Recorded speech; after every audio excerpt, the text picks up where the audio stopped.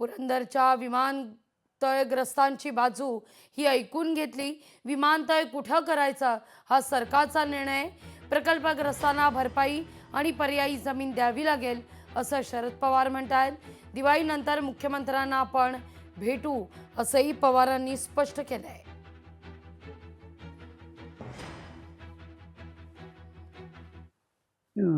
हा विषय नाही, त्यांनी जे विषय मांडले एक तर त्यांचं म्हणणं होतं ही जागाच बदला।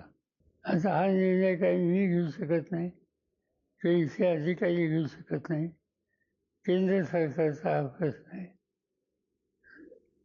जर विमानतळ कुठं करायचा हा निर्णय शेवटी केंद्र सरकार घेईल। त्याला योग्य ती नुकसान भरपाई आणि पर्यायी जमीन या दोन्ही गोष्टी द्याव्यात ही मागणी त्यांची होती।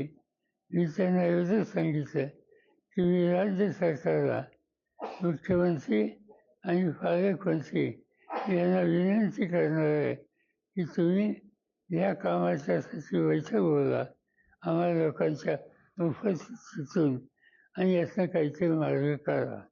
असा निर्णय आमच्या बैठकीत काल झालेला आहे। दिवाळी संपल्यावर मी मुख्यमंत्र्यांची वेळ घेईन आणि ते सांगतील त्यावेळेला याच्या चर्चा राहील। लोकशाही मराठी ऐका, पहा, जागरूक रहा।